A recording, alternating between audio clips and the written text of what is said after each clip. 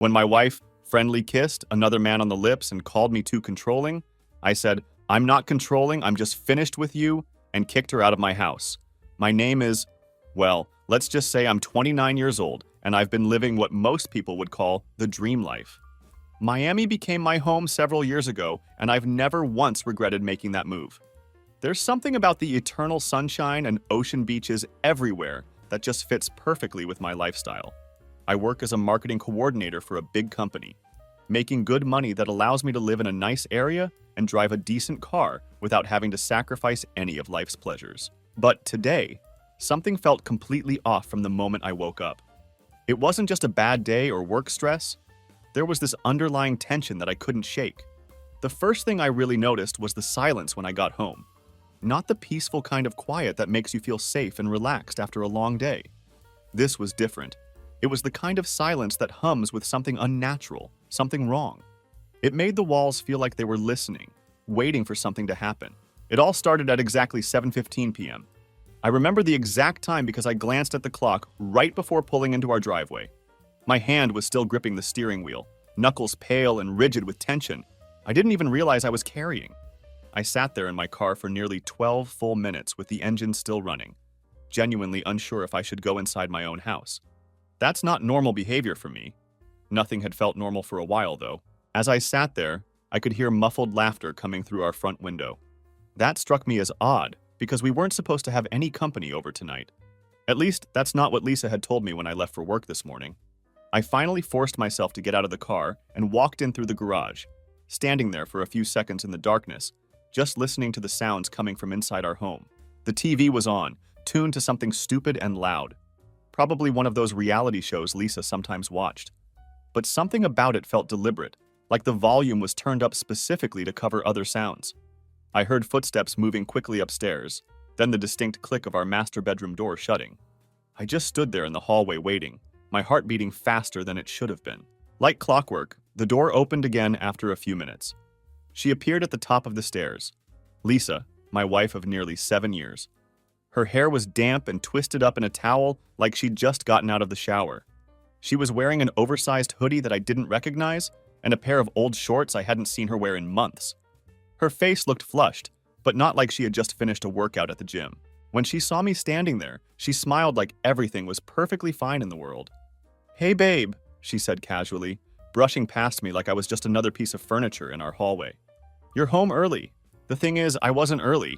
I was exactly on time, just like always. I followed her into the kitchen, my shoes making soft, slow taps against the hardwood floor. Each step felt deliberate, like I was walking toward something I wasn't ready to face. She moved straight to the refrigerator and grabbed a bottle of water, downing half of it in one go before saying anything else. I watched her throat work as she swallowed, noting how she seemed almost thirsty, desperate for the water. "Everything okay?" she asked, turning to look at me with raised eyebrows like it was me who looked out of place in our own home. I nodded once and sat down at the kitchen island, just watching her. Really watching her. Her movements were off somehow, not dramatically different, but subtle enough that I noticed. See, I know Lisa's tells. I know the way her voice gets just a little sharper when she's nervous, and how she bites the inside of her cheek when she's trying to construct a lie. But she wasn't biting her cheek this time. She had evolved past that obvious habit. That's when I looked at her wrist and noticed something missing. "Where's your Fitbit?" I asked as casually as I could manage. She glanced down at her bare wrist, then looked back up with a smile that came just a fraction too quickly. "Oh, I left it at the gym." "Which gym?" I pressed. She hesitated for just a moment, barely noticeable unless you were looking for it. "The new one on Ocean Drive. Kelly told me about it." I knew immediately that was a lie. Kelly had moved to Chicago 6 months ago. We'd helped her pack her apartment and driven her to the airport. Lisa knew I knew this, which made the lie even more brazen. I nodded again, staying silent. Just letting her talk. That's the thing about liars that most people don't understand. They absolutely hate silence. It gives them too much room to trip over their own stories. Too much space to fill with increasingly elaborate explanations that only dig the hole deeper. "You're acting weird," she said finally, frowning at me like I was the one behaving strangely. "What's going on with you?" And there it was. The classic deflection. The pressure was now on me to explain her suspicious behavior, to justify my perfectly reasonable questions about inconsistencies in her story. I saw someone, I said slowly, watching her face carefully. Outside when I was coming in. Looked like they left through the back gate. She froze for just a fraction of a second. So brief I almost missed it. Then she laughed, but it was too hard, too forced. What? No, you're probably seeing things. No one's here. No one's here. But our house smelled like sweat and cologne that definitely wasn't mine. I could still hear the upstairs bathroom fan humming, even though she claimed to have showered hours ago. She turned away from me and started scrolling through her phone like nothing in the world mattered. Like this conversation was just a minor inconvenience in her evening. Then she looked up again, eyebrows raised in what almost looked like a challenge. Are you jealous? I leaned forward in my chair and really watched her, studied every micro expression, every tiny movement. There was a little twitch in her left eye, barely visible unless you knew to look for it. Her chin had that defensive tilt that appeared whenever she felt cornered. These were tells I'd learned to recognize over 7 years of marriage. Small signals that revealed when Lisa was preparing to lie or had already been caught in one. No, I said, my voice as calm as ice. Just done. For the first time since I'd walked in the door, her confident facade cracked. Her face actually fell, but not in the way you'd expect from someone who realized they'd hurt their spouse. It wasn't guilt I saw there, and it certainly wasn't fear of losing me. It was annoyance. Pure, undisguised irritation, like I was some inconvenient obstacle that was ruining her perfectly planned evening. She didn't ask what I meant by done. She didn't try to deny anything or attempt to salvage whatever was left of our conversation. She didn't even pretend to care about the implications of what I just said. Instead, she just muttered under her breath, "Don't be dramatic," and walked into the living room like this whole exchange had been nothing more than a minor interruption to her night. That's when it hit me with crystalline clarity. She wasn't sorry about anything. She wasn't scared of losing me or our marriage. She wasn't even trying to hide whatever she was doing anymore. She simply didn't care. The woman I'd been married to for nearly 7 years, the woman I'd built my entire adult life around, just fundamentally did not care about me or what I thought anymore. I didn't follow her into the living room. I just sat there at the kitchen island, my fingers slowly tracing the edge of the granite countertop, like I needed something solid and real to hold on to. Behind me, I could hear the television droning on with some idiotic dating show filled with fake tension and over-rehearsed dramatic lines. How fitting.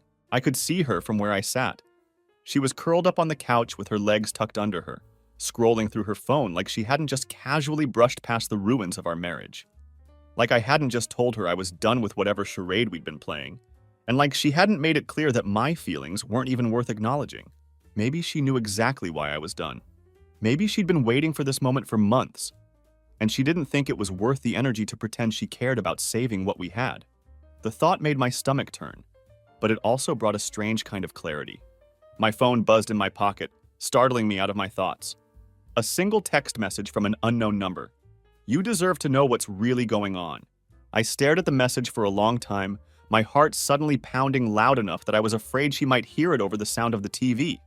But she didn't even glance my way. She was completely absorbed in whatever was on her phone screen, probably texting someone who actually mattered to her. I typed back quickly. "Who is this?" No answer came. I stood up from the kitchen island, needing to move, needing to do something with the restless energy that was building inside me. I walked upstairs, each step feeling heavier than the last. Our bedroom smelled faintly of her body lotion, that vanilla and coconut scent she'd been wearing for years. But underneath it was something else. Something unfamiliar that I couldn't quite place. A different cologne, maybe, or just the lingering evidence of someone who didn't belong in our space. I pulled open the drawers of her dresser, not really sure what I was looking for, but driven by an instinct I couldn't ignore. Her gym bag was sitting in the corner, unzipped and carelessly packed.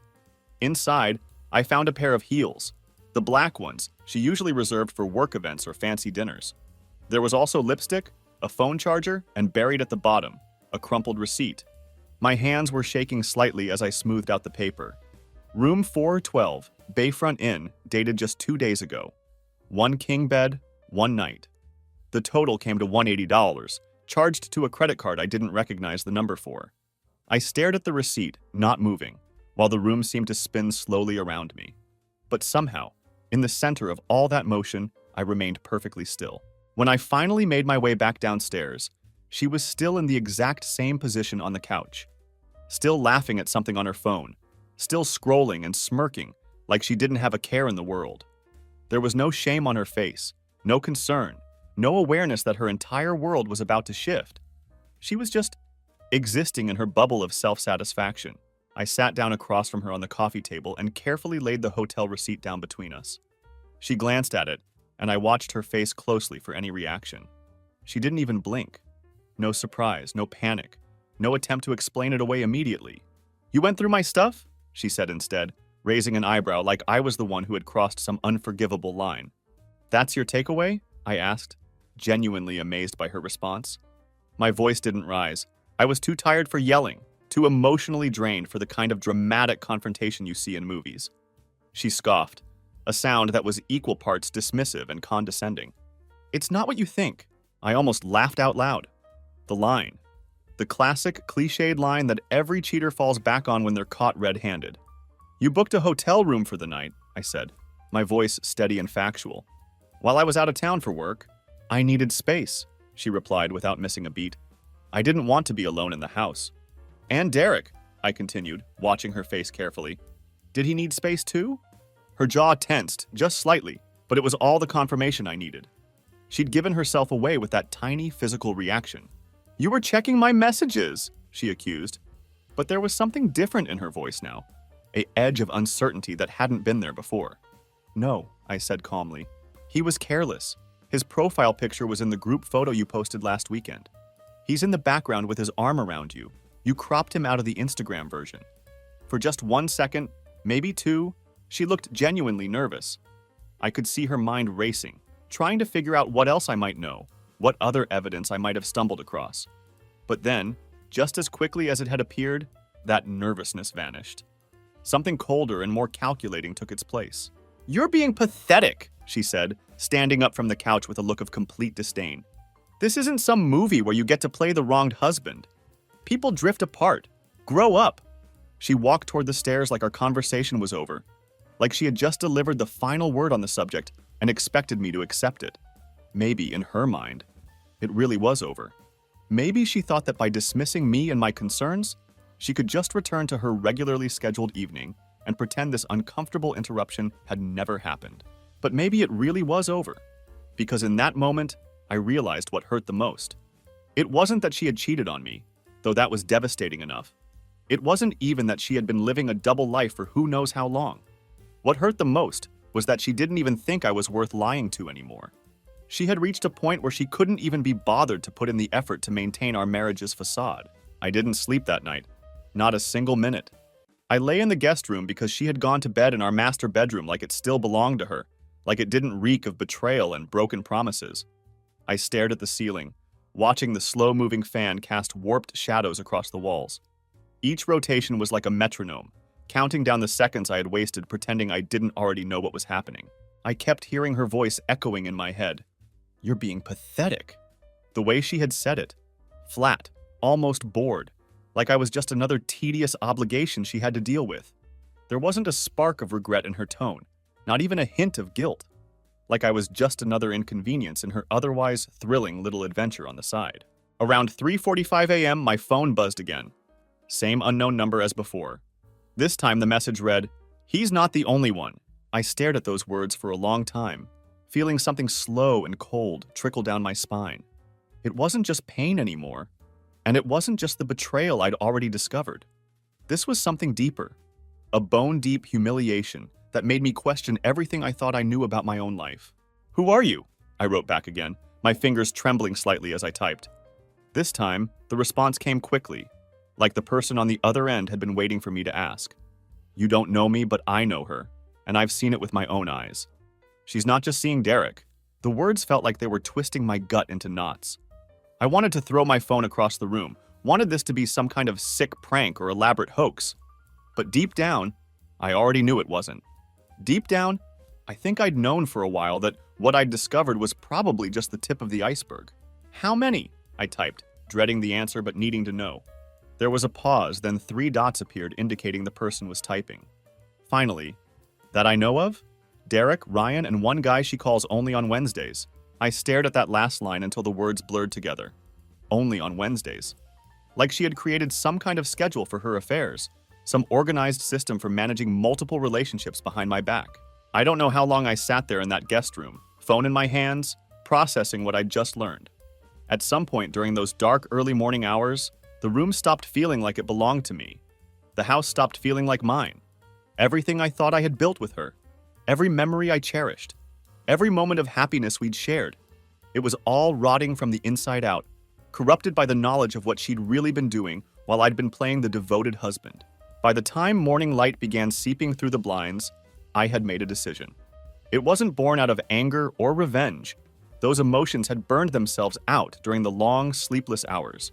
This decision came from a place of cold clarity, the kind that only emerges when you finally stop lying to yourself about what your life has become. When I walked into the kitchen, she was already dressed and ready for her day. She had a coffee mug in her hand. Her hair was perfectly styled, and there wasn't a single trace of guilt or concern on her face. She looked like someone preparing for a normal Tuesday morning, not someone whose marriage had just imploded the night before. "You're up early," she said casually, taking a sip of her coffee like we were just any other married couple exchanging pleasantries over breakfast. I nodded and pulled out a chair, sitting down across from her. She didn't sit down herself. She just stood there by the counter, waiting to see what I might say. There was something almost impatient in her posture, like she had places to be and people to see. "I've been thinking," I said, my voice steady and calm. She tilted her head slightly and took another sip of her coffee, waiting for me to continue. "I want you out." That hit her. I could see it in the way she blinked, in the subtle shift of her expression. But she covered it quickly, like she'd had practice hiding her reactions to uncomfortable truths. "Oh, really?" she said, raising an eyebrow with what looked like amusement. "And where exactly do you expect me to go?" I stood up slowly and walked over to the counter, sliding an envelope across to her. Inside were copies of the hotel receipt I'd found, printouts of her bank charges at restaurants where she'd claimed to be having solo lunches, and, the piece de resistance, a handwritten note from one of the other women involved. Apparently, she'd been sleeping with her coworker's husband too. Small world, as it turns out. "I don't care where you go," I said, my voice remaining perfectly steady. "But you're not staying here." Her expression hardened as she flipped through the contents of the envelope. That same cold, detached stare I'd seen the night before returned, but now it was mixed with something that looked almost like calculation. "You can't just throw me out of my house," she said, her voice taking on a defensive edge. I actually laughed at that. A sharp, bitter sound that surprised even me. "You mean our house? The one I paid for while you were busy with Derek Ryan and Wednesday Guy?" She slammed her coffee mug down on the counter hard enough that I was surprised it didn't shatter. "You're acting like a psycho."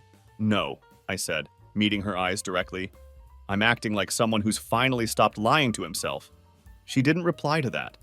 She just stood there, her jaw clenched and her eyes narrowing like she wanted to spit venom at me, but couldn't find the right words. And that silence between us. It was the first honest thing we'd shared in what felt like a year. She didn't pack right away. Instead, she stormed upstairs and slammed the bedroom door behind her like she was the one who had been betrayed, like she was the victim in this entire situation. She stayed locked in there for hours. No yelling, no pleading, no desperate attempts at apologies that might have salvaged what was left of our marriage. Just silence.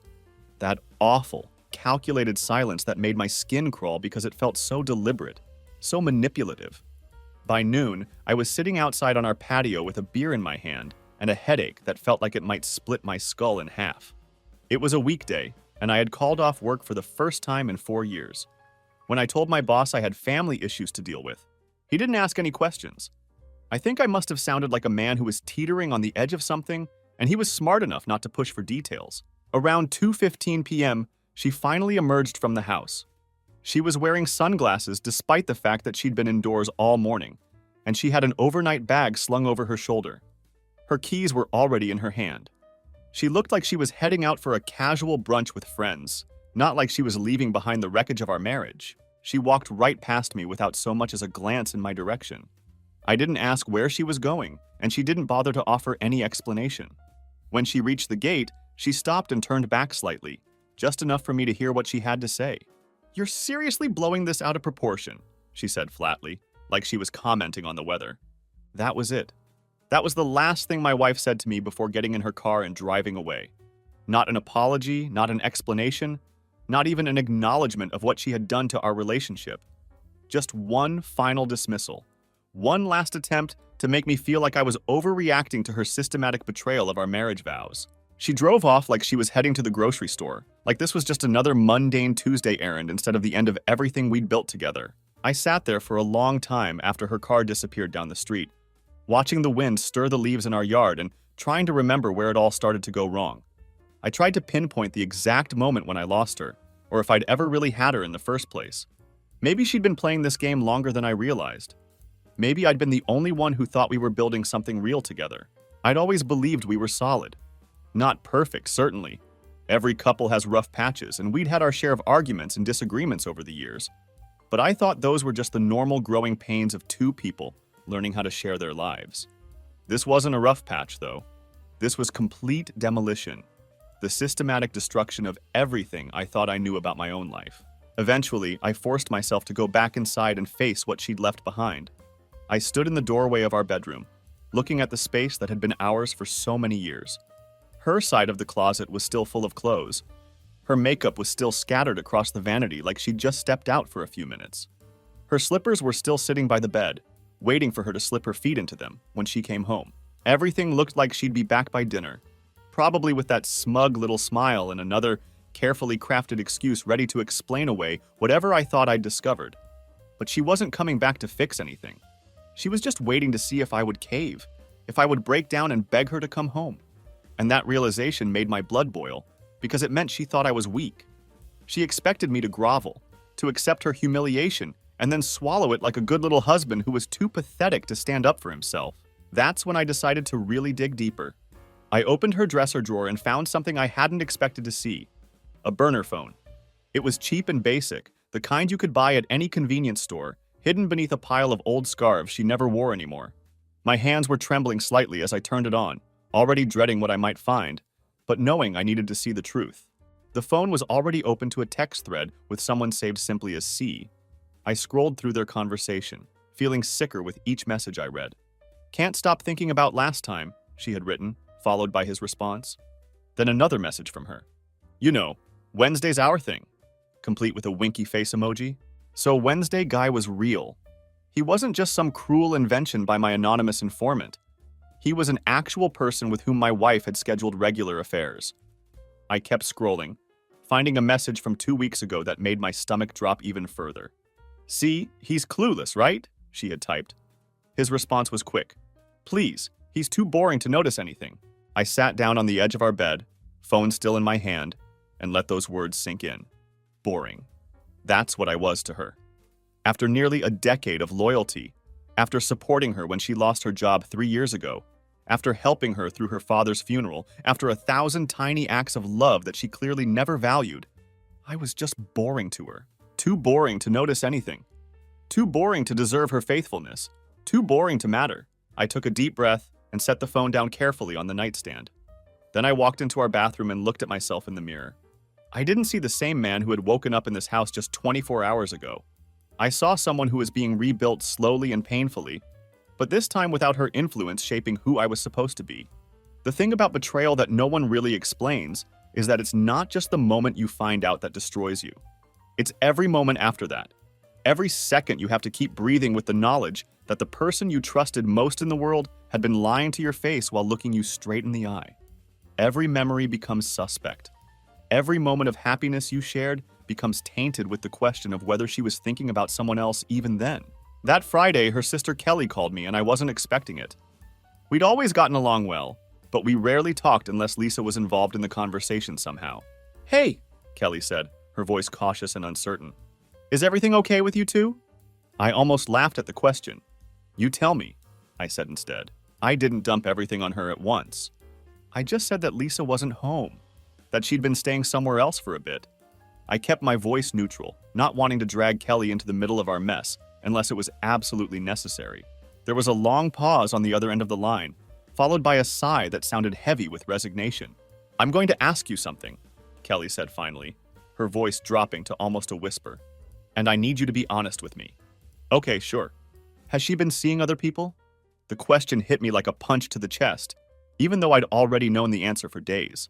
But hearing it from Kelly meant that other people had noticed, that Lisa's behavior had been obvious enough for her own family to suspect what was happening. I didn't answer right away. I didn't need to. God, Kelly muttered after the silence stretched on. I told her. I told her this would blow up eventually. She said it was under control. I clenched the phone harder, my knuckles going white as I processed what Kelly had just revealed. So she told you about this, I said quietly. Not everything, Kelly admitted, but I knew about Derek and that guy from her office. She swore to me it was nothing serious, said she was just figuring herself out. I went completely quiet, my vision tunneling as those words sank in. Figuring herself out. What a neat little phrase for systematically detonating someone else's life. What a tidy way to package the destruction of a marriage into something that sounded almost therapeutic, almost justified. You should have told me, I said, my voice barely above a whisper. I wanted to, Kelly replied, and I could hear the genuine regret in her voice. But she's my sister, you know? And I hoped. I thought maybe she'd stop. I thought maybe she'd realize what she was risking and come to her senses. She didn't, I said flatly. Kelly sounded exhausted when she responded. No, she didn't. After we hung up, I sat there in the kitchen, surrounded by all the traces of a life that suddenly felt completely fake. The refrigerator still had her oat milk in it. Her stupid little sticky notes were still attached to various cabinets around the room. Buy lemons, don't forget gym bag, and smile, with a cheerful, smiley face drawn underneath. It was like some twisted parody of domestic bliss. These little reminders of the woman who had been systematically betraying me for months while maintaining this facade of normalcy. That afternoon, she showed up without any warning. No text message, no phone call, no knock at the door. Just the familiar sound of her key in the lock and the front door creaking open. She walked in like she still owned the place. Like nothing had fundamentally changed between us. She was wearing leggings and a hoodie that I was absolutely certain didn't belong to me. Her hair was wet, like she'd just stepped out of a shower somewhere else. She looked at me sitting at the kitchen table and said, with the casualness of someone discussing weekend plans, "We need to talk." I didn't move from my chair. I just stared at her, waiting to see what performance she was going to put on this time. She sat down across from me and immediately started rubbing her temples like she was the one under tremendous stress. Like this whole situation was just as difficult for her as it was for me. I think we rushed things, she began, not meeting my eyes. Marriage, all of it. I wasn't ready for it. My jaw tightened involuntarily. We were married for 7 years, Lisa. I know, she said, finally looking at me. And I thought I'd grow into it, but I haven't. I feel suffocated. I waited. I wanted her to say it. Wanted her to look me directly in the eye and admit what she'd done. To take responsibility for the choices she'd made. But she didn't.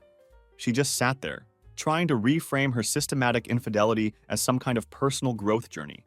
Instead of admitting anything, she leaned forward and said, I think we should take a break. Clear our heads, maybe go to therapy later if it makes sense. That's when I finally stood up from the table. No, I said flatly. She blinked in surprise, like she hadn't expected me to have an opinion on her proposed solution to our marriage. What do you mean? She asked. I'm not doing a break, I said, my voice steady and clear. I'm not doing therapy. I'm not doing figuring things out. I'm doing done.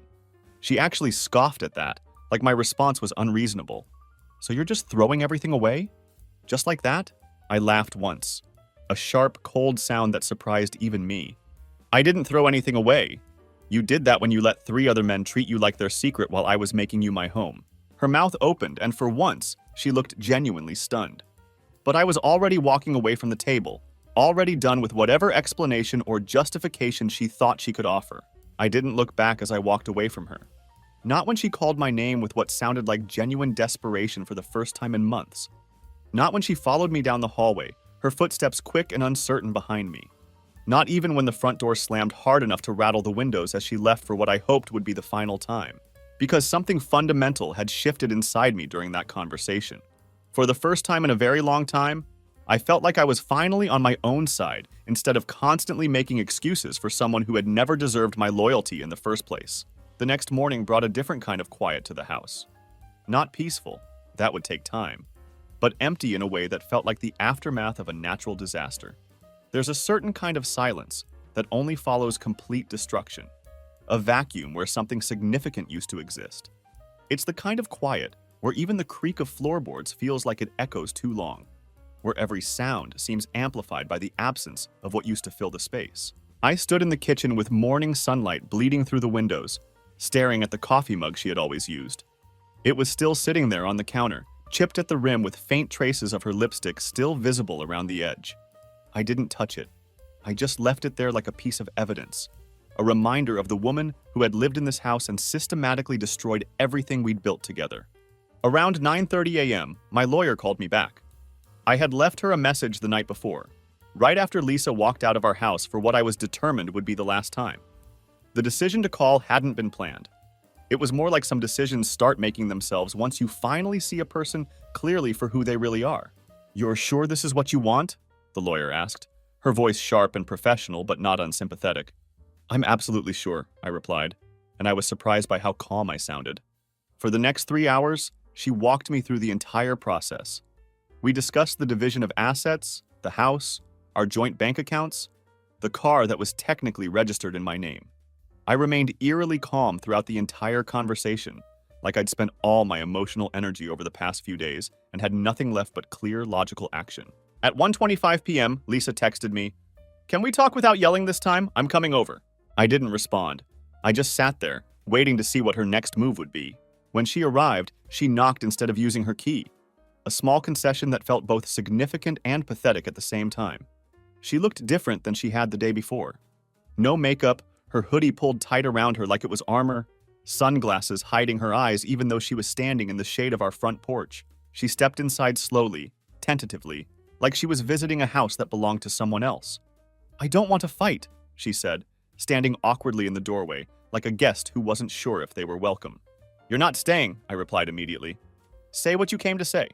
She bit her lip, a nervous habit I'd seen countless times over the years, usually when she was trying to figure out how to get herself out of trouble. "I've been thinking, and maybe I handled this wrong." "Okay, definitely wrong. But I never meant to hurt you." I didn't even blink. "You didn't mean to," I said, my voice low and controlled. "You just did it over and over and over again." "I got lost," she whispered, her voice so small I almost had to strain to hear it. "Things haven't felt right between us for a long time. You stopped noticing me. I felt invisible." I nodded slowly, like I was considering her explanation. "So you decided to make yourself visible to 3 other men instead." Her face twisted with something that might have been pain or might have been frustration. "It wasn't like that." "Yes," I said, taking a step forward. "It was exactly like that." She looked around the room desperately, like she was searching for something to grab onto. Maybe some sympathy. Maybe some residual guilt she could latch onto and use to manipulate me back into the role of the understanding husband. But I had nothing left to give her. The well of forgiveness and second chances had been completely drained. "I'm not proud of it," she muttered, her voice barely audible.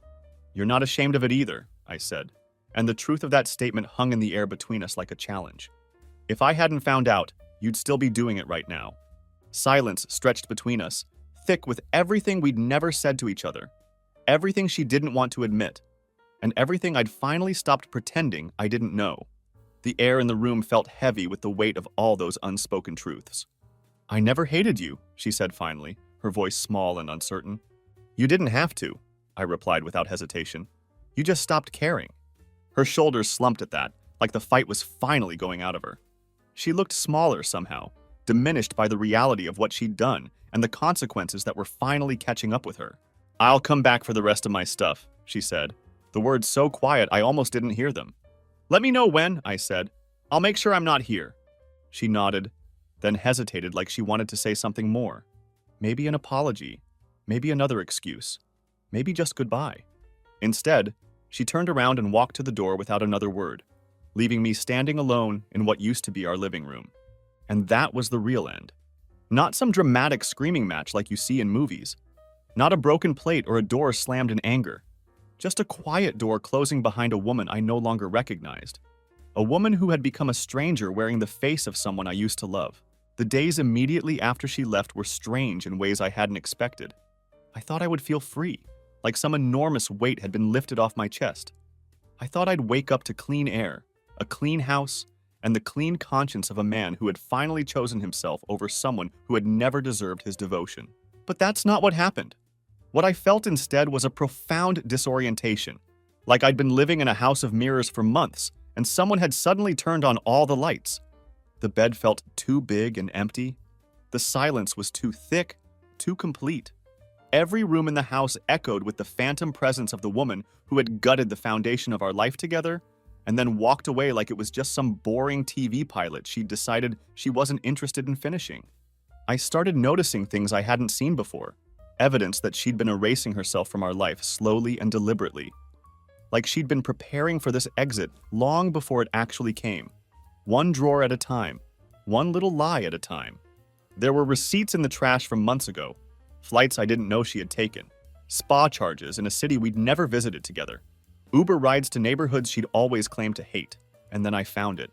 A memory card tucked away in her old jewelry box. She used to keep it in the camera we took on vacations, the one we hadn't touched since before the pandemic started. I only noticed it because I'd picked up the camera to dust it off and realized the memory card slot was empty. The card itself was hidden in the jewelry box she kept under our bed, tucked into a small pouch behind some old earrings she never wore. I hesitated for a long time before plugging it into my laptop. Something in me already knew what I was going to find, and I wasn't sure I was ready to see it. But I needed to know the full extent of what my marriage had really been. The screen flickered to life, and I saw a folder labeled Photo Folder Private Slash. My cursor hovered over it for a moment before I finally clicked. The first few photos were innocent enough. Selfies in hotel mirrors, artfully arranged food photos, pictures of her smiling in dresses I'd never seen her wear before. But then the others started appearing as I scrolled down, and my stomach began to sink with each new image. There was Lisa with Derek, both of them grinning at the camera like they were on some romantic getaway. Then another photo with a man I didn't recognize, taken from what looked like inside a car, the angle low and intimate. There was a picture of her in just a towel, kissing someone whose face was positioned just out of frame, but whose hands were clearly visible on her waist. And then I found the videos. They weren't graphic, but they were devastatingly personal. Her laughing in bed with someone whispering things I couldn't quite make out. Her looking directly into the camera with that smirk I used to think was reserved just for me, mouthing something I couldn't hear but understood with perfect, horrible clarity. He has no idea. I closed the laptop and sat there for what felt like hours but was probably only minutes. I wasn't angry anymore. Anger requires energy I simply didn't have. I wasn't even shocked, because deep down, I think I'd been preparing myself for exactly this kind of discovery. I was just numb, like someone had pulled a plug somewhere inside me and drained out everything that used to make me feel human. There was no more doubt left, no more room for excuses or explanations or the kind of desperate rationalization I'd been doing for months. She didn't just cheat on me. She had planned it, documented it, reveled in it. She had taken genuine pleasure in the thrill of getting away with it, in knowing that she was living this elaborate double life while I played the role of the oblivious husband. This wasn't a marriage that had gone wrong. This was a long con, and I had been the mark from the very beginning. The grief hit me later, and when it finally came, it didn't arrive in waves like people always say it does. It came like a complete blackout, not crying or wailing or any of the dramatic expressions of pain you see in movies. Just hours disappearing from the clock without me having any clear memory of how I'd spent them. I'd find myself sitting on the floor of the hallway at 2 a.m., staring at nothing, completely unsure how long I'd been there or when I decided to sit down. For a brief moment, I thought about messaging her. I considered sending her copies of those photos, throwing her digital betrayal back in her face and forcing her to confront what she'd done. But then I realized there would be no satisfaction in that approach. There's no point in showing a fire to the person who lit the match in the first place. She had already burned it all down. Showing her the ashes wouldn't accomplish anything except giving her another opportunity to hurt me. By the end of that week, something strange began to settle in my chest. It wasn't peace, and it definitely wasn't clarity. It was more like detachment, a quiet withdrawal from every emotion I'd been drowning in since this whole nightmare began. It wasn't healing, not yet. It was more like standing in the aftermath of a car crash after all the smoke had finally cleared. You stop searching for survivors and start cataloging the damage instead. She texted me again on Saturday. I'll be by tomorrow to get the rest of my things. Can you not be home? Not, can we talk? Not, I'm sorry for everything. Not even thank you for the years we had together. Just cold mechanical logistics, like she was coordinating a package pickup with someone she'd never met before. I replied, keys are in the lockbox, same code. Then I turned off my phone for the rest of the weekend. On Sunday evening, I came home to find that she had indeed been there. The drawers were half empty now, her vanity had been completely cleared of all her makeup and perfumes, and her side of the closet looked like a mouth with half its teeth missing. But she had left a few things behind, and I was convinced it was intentional. There was a blouse hanging in the closet, the blue one she knew I had always complimented her on. A hair tie was wrapped around the bedpost on her side, like she'd just casually left it there while getting ready for bed. Her favorite coffee mug, the one I used to bring her coffee in every morning during the early years of our marriage, was sitting clean and empty on the kitchen counter. These were little ghosts she'd left behind to haunt me, carefully chosen reminders of the woman I used to love scattered throughout the house like landmines. But what broke me wasn't what she had taken with her. It was what I found folded neatly on my nightstand when I went to bed that night. A handwritten letter in her slanted, rushed handwriting. It looked like she'd written it quickly, maybe sitting in her car in our driveway, like it was just a formality she needed to get through before the final curtain fell on our relationship. I didn't want to read it. Every instinct I had told me to throw it away without opening it, to deny her the opportunity to hurt me one more time. But I read it anyway, because some part of me still needed to understand how she could justify what she'd done. "I know you hate me right now," it began. "Maybe you always will. I don't expect forgiveness. I don't think I even deserve it. But I wanted to say a few things, whether or not they matter to you anymore. What I did was selfish. I know that. I knew it even while I was doing it. I told myself stories to make it okay. That I was unfulfilled, that you didn't see me, that we'd grown apart. But none of those things gave me the right to betray you the way I did. The truth is, I didn't want to be seen. I wanted escape, tension, control. And I found it in the worst possible places. You were good to me, better than I ever deserved. And that's probably why I resented you deep down, because I knew I was the one poisoning what we had. I'm not asking you to understand, just to believe that not all of it was fake. I loved you once. Maybe part of me still does. But I don't know who I am anymore, and I'm not asking you to wait around while I figure it out. Goodbye, Elle." I read it twice, then folded it back up and shoved it into the bottom drawer of my nightstand, beneath a pile of old tax documents and warranties for appliances I probably didn't even own anymore. And I didn't cry, because what was there left to cry over? She said she didn't expect forgiveness, and she was absolutely right about that. All she had left behind was a mess and her version of closure, but I wasn't interested in her closure. I was building my own, piece by piece, day by day. I started cleaning the house obsessively after that. Not like spring cleaning, not just to tidy up and organize. I mean purging, scrubbing every trace of her out of the walls, the floors, the very air we used to breathe together. The sheets went first, straight into a garbage bag without ceremony. Her shampoo, her conditioner, the half-used eyeliner she'd left in the bathroom drawer, all of it went into the trash. I took down every photo of us that had been hanging on the walls and stuffed them into a cardboard box, which I then shoved into the attic without looking at any of them twice. It was like performing an exorcism using bleach and trash bags, systematically removing every physical reminder of the life we'd supposedly shared. Because grief, when it hardens and crystallizes, turns into something functional and purposeful. It wants to do things, to take action, to rebuild. So I gave it tasks. I gave it reasons to stay busy. I gave it permission to stop replaying her voice in my head and start reclaiming the life she thought I'd never be able to rebuild without her. The house started to feel different after that. Bigger, quieter, still haunted in some ways, but not by her anymore. It was haunted by the version of me who used to worship the ground she walked on, who used to make excuses for her silences and defend her moods to myself like I was her personal attorney. That man was dead now.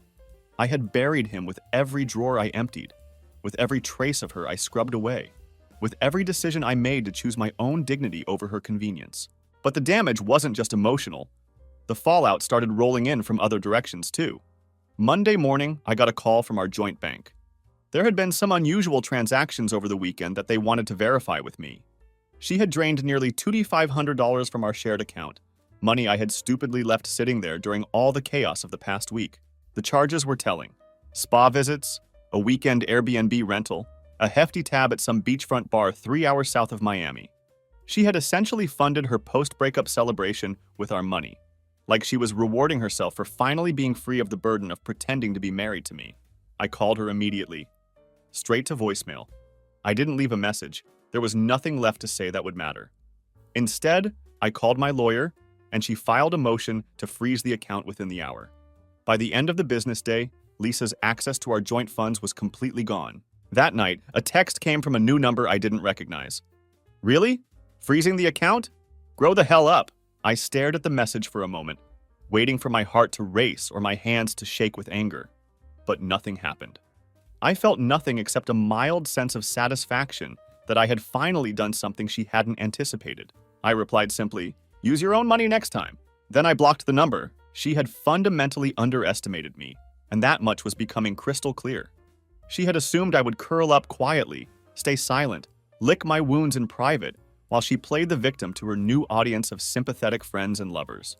She thought I would never fight back, never stand up for myself, never demand the basic respect that any human being deserves from their spouse. But I wasn't interested in playing along with her narrative anymore.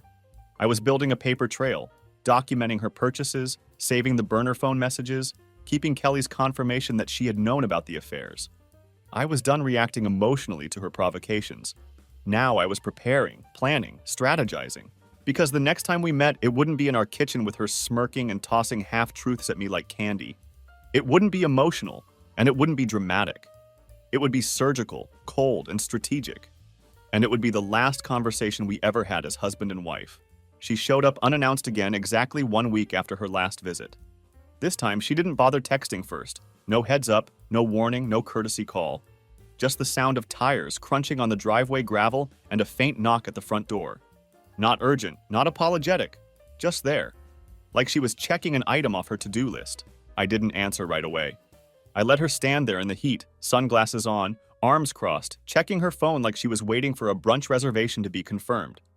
Finally, I opened the door, but not wide. Just enough to make her feel the difference, to let her know that she was no longer welcome in the space that had once been ours. She took one look at me and said, "Seriously? The silent treatment now?" I stepped aside without saying anything and let her walk in. She paused when she saw what I'd done to the living room. The couch had been angled differently, the curtains replaced with something cleaner and more modern. Her plants were gone. Her framed "Live, Laugh, Love" signs from Target were gone. Even the rug she'd picked out during that weekend trip to Orlando had been tossed and replaced with something colder, more minimalist. I watched her take it all in, seeing the recognition dawn in her eyes that this space no longer belonged to the woman who had lived here before. "What is this?" she asked, her voice tight with something that might have been panic. "This," I said calmly, "is mine now." She blinked at me, like she was processing the fact that I had just claimed ownership of what used to be our shared space. "I came to talk about the divorce," she said finally, dropping her bag on the floor with a thud that felt deliberate. "No," I replied, not moving from my position by the door. "You came to see if I'd still fold." That pulled a reaction out of her. She stepped closer, her eyes narrowing in a way that used to make me back down from arguments. But those days were over. "You've been freezing accounts," she said, her voice rising slightly. "Digging through my private messages. What are you trying to prove?" "I'm not trying to prove anything," I said, my voice remaining perfectly level. "I'm just finally acting like someone who knows who he married." She scoffed, a sound full of contempt and disbelief. "So you're going to punish me now? Is that it? You did that part all on your own."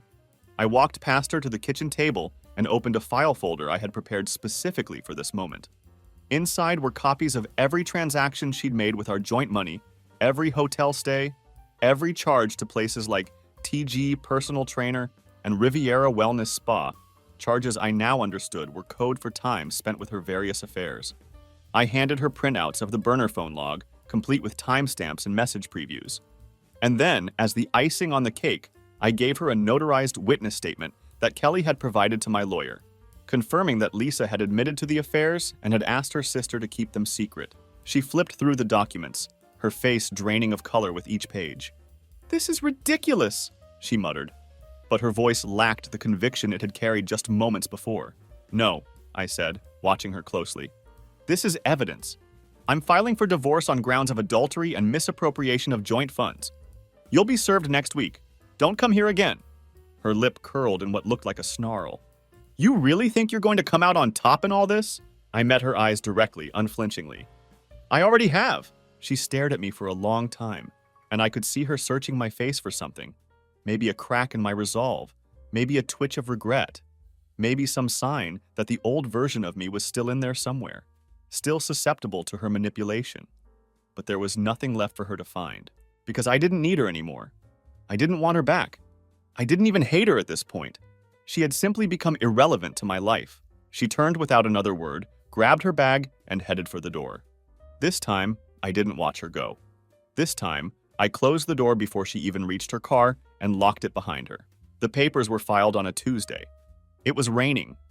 One of those slow, heavy storms that feel like they've been waiting in the wings for days, building pressure until they finally break open and wash everything clean. I walked into the courthouse alone, signed the documents in a stiff leather chair, and walked back out with the kind of calm that doesn't make sense at first, but becomes clearer with time. The petition listed everything: her infidelity, the bank records, the timeline of deception, the witness statements. My lawyer had been thorough and surgical in her approach. She told me that with the evidence we had compiled, Lisa's chances of taking much from me in the settlement were practically non-existent. She would be entitled to some equity in the house, sure. That was just the reality of divorce law. But the house itself was staying with me. My savings were protected. Her new boyfriend or boyfriends wouldn't be factored into the financial conversation, at least not officially. That night, I went home and poured myself a drink. Not to celebrate, not to mourn, but just to mark the day. I sat in the backyard under the porch light, watching the rain slice through the grass, and let myself breathe without her shadow stretching over every thought. Around 10:35 p.m., she called from a blocked number. I knew it was her. I let it ring, then waited for the voicemail notification to appear. I didn't want to listen to it. Every rational part of my brain told me to just delete the voicemail and move on with my evening. But I made myself listen anyway, because I needed to hear what she thought was worth saying at this point. I didn't expect you to go this far. Her voice came through the speaker, and I could hear that she was crying. Whether those tears were real or rehearsed, I didn't care anymore. You didn't even try. After everything we had, you just threw it all away.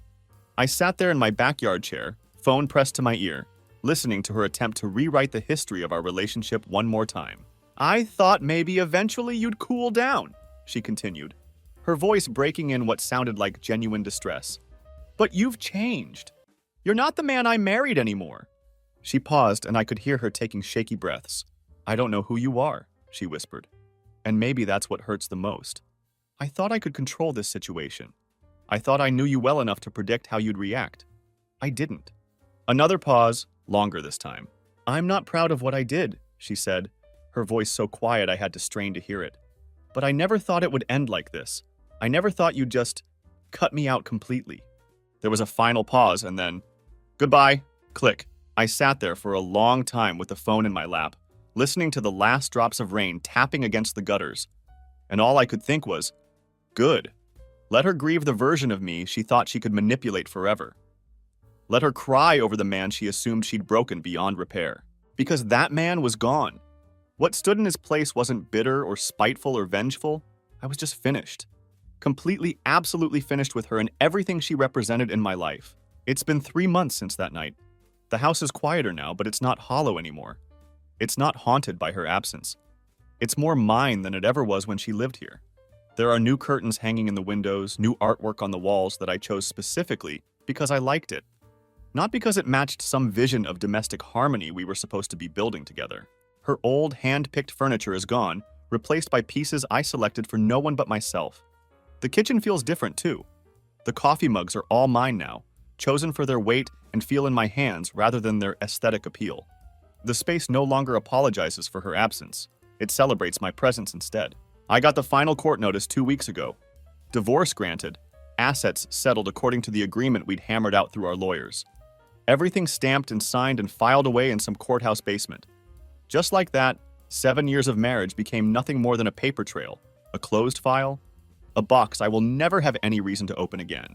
People always say that betrayal changes you, but I think they're wrong about that. Betrayal doesn't change you. It reveals you. It pulls back the curtain on who you really are underneath all the compromises and accommodations you've been making.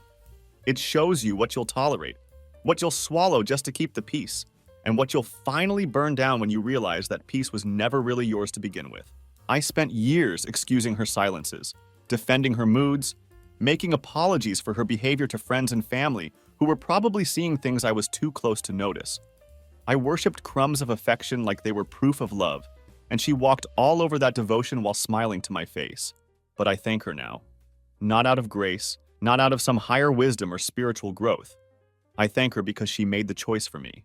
She exposed herself completely.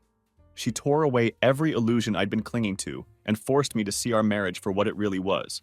And now I know the difference between love and dependency, between being chosen and being used, between building something together and being someone's convenient safety net while they explore other options. I go for long drives sometimes now. No particular destination in mind, just windows down and music turned up loud enough to fill the silence that used to feel oppressive, but now feels like freedom. Old memories drift through the wind like smoke from a fire that's finally burned itself out. They don't hurt anymore. These fragments of what used to be my life with her. They don't sting with regret or anger because I'm not bitter about what happened. I'm not even sad anymore. I'm clean. Scrubbed clean of her influence, her manipulation, her version of love that was really just elaborate selfishness dressed up in wedding vows and shared bank accounts. So if you're reading this, and you're where I was 6 months ago, standing on the edge, lost in the fog, convincing yourself that it's not really that bad, that you can work through it, that love means accepting whatever scraps of respect your partner decides to throw your way, let me tell you something with absolute certainty. It is that bad. It's exactly as bad as you think it is, and probably worse than you're allowing yourself to admit. You deserve to leave. You deserve the truth, even when it hurts. You deserve a life that doesn't require you to shrink yourself down to survive it. Don't wait for permission from the person who's been betraying you. Don't wait for them to validate your feelings or acknowledge the damage they've done. Don't wait for an apology that will probably never come. Or if it does come, will be designed to serve their needs rather than heal your wounds. Walk away while you still recognize yourself in the mirror. Walk away before you become so twisted up in their version of reality that you start believing you're the problem. Walk away because you deserve a love that doesn't make you question your sanity or your worth. That was the lesson I learned from Lisa, from our marriage, from the systematic destruction of everything I thought we'd built together. That was the end of one version of my life and the beginning of something infinitely better. And that, finally, is what freedom actually feels like. TLDR. Discovered my wife of 7 years was having multiple affairs after finding hotel receipts and a burner phone. When confronted, she showed zero remorse and tried to gaslight me into thinking I was overreacting. Filed for divorce, documented everything, and now I'm 3 months into my new life. Sometimes the best thing someone can do for you is show you exactly who they really are. Edit. Thanks for all the support in the comments. To answer the most common question, yes, I'm doing much better now. The house feels like home again, and I'm rediscovering who I am outside of that relationship. For anyone going through something similar, document everything, trust your instincts, and don't let anyone convince you that you're overreacting to betrayal.